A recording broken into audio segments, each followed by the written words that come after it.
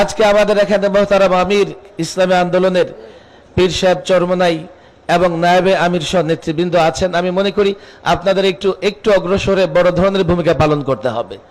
বর্তমানে আপনাদের কাছে মানুষের প্রত্যাশা বেশি। মাওলানা মামুনুল হক সাহেব আছেন, আরেকটু খোলামেলা আলোচনা করে বৃহত্তর একটা ঐক্যের দিকে আমরা যাব। যদি যেতে পারি ইনশাআল্লাহ সফলতা খুব বেশি দূরে নয়, আমরা সফল হব আর আগামীর বাংলাদেশ হবে ইসলামের বাংলা।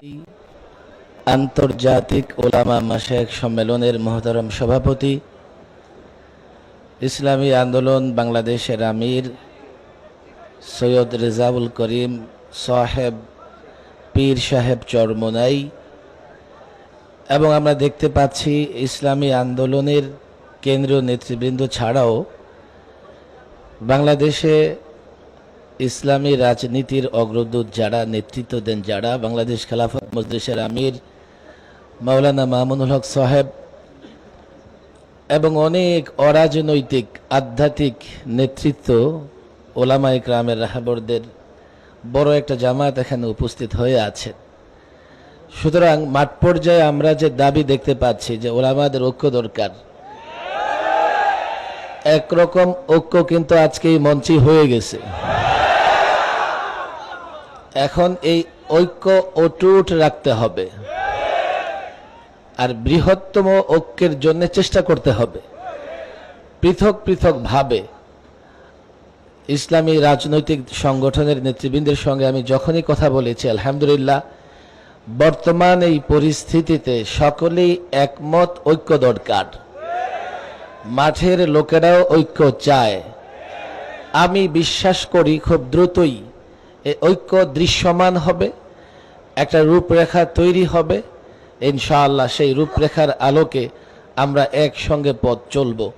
আমি আমার ক্ষুদ্র জায়গা থেকে, আমি নিরীহ মানুষ হিসেবে এতটুকু বলতে চাই, ওলামা একরামের ঐক্যের প্রয়োজনে, ওলামা একরামের ঐক্যের প্রয়োজনে, ইসলামী রাজনৈতিক সংগঠনগুলোর ঐক্যের প্রয়োজনে আমার ক্ষুদ্র যেটুকু আছে, আমার যেটুকু পরিচয় আছে, আমি সেটা বিলীন করে দিতে চাই, সেটা মুছে ফেলে ওলামা একরামের সঙ্গে থাকতে চাই।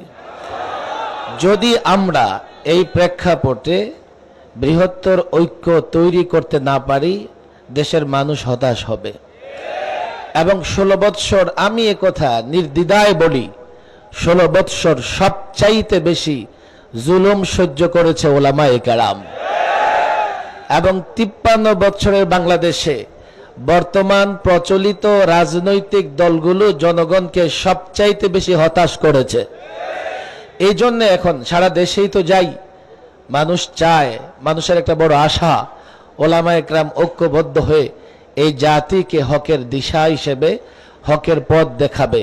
আমি আমার নিজেরটা বললাম এবং আমি অনুরোধ করব আপনারাও বরাবরের মতো চাপ অব্যাহত রাখবেন, যাতে আমরা কেউ ডানে বায়ে না যেতে পারি, সোজা একসঙ্গে থাকব।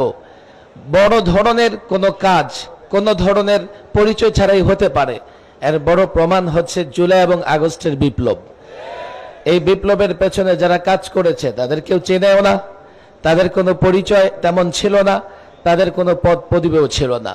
আমরা কিন্তু বড় একটা বিপদে এখনো আছি। আমি কিছু কথা পরিষ্কার বলি, এই যে সংস্কার কমিশনগুলো হয়েছে, সংবিধান সংস্কার কমিশনের আহ্বানে আমি একটা বৈঠকে গিয়েছিলাম। আমি সংবিধান নিয়ে আগে থেকে যেহেতু কাজ করছি, আমার প্রস্তাবনাগুলো ওলামাদের পক্ষ থেকে তুলে ধরেছি। আমি সেখানে গিয়ে দেখেছি সংবিধান সংস্কার কমিশনে প্রায় প্রচলিত রাজনৈতিক দলগুলোর সকলেরই কোনো না কোনো ব্যক্তি পছন্দের সেখানে আছেন, সব দলেরই আছে। আমাদের কাউকে সরাসরি সেখানে আমি দেখি নাই সদস্য হিসেবে কাজ করতে। আমার মনে হয় বাকি কমিশনগুলো হয়তোবা তাই, ওনারা করবেন, আমাদের ডেকে হয়তোবা তার বৈধতা নেবার চেষ্টা করবেন। আজকে আমাদের এখানে মোহতারাম আমির ইসলামী আন্দোলনের পীর সাহেব চরমনাই এবং নায়েবে আমির সহ নেতৃবৃন্দ আছেন। আমি মনে করি আপনাদের একটু অগ্রসরে বড় ধরনের ভূমিকা পালন করতে হবে। বর্তমানে আপনাদের কাছে মানুষের প্রত্যাশা বেশি। মাওলানা মামুনুল হক সাহেব আছেন, আরেকটু খোলামেলা আলোচনা করে বৃহত্তর একটা ঐক্যের দিকে আমরা যাব। যদি যেতে পারি ইনশাআল্লাহ সফলতা খুব বেশি দূরে নয়, আমরা সফল হব আর আগামীর বাংলাদেশ হবে ইসলামের বাংলাদেশ।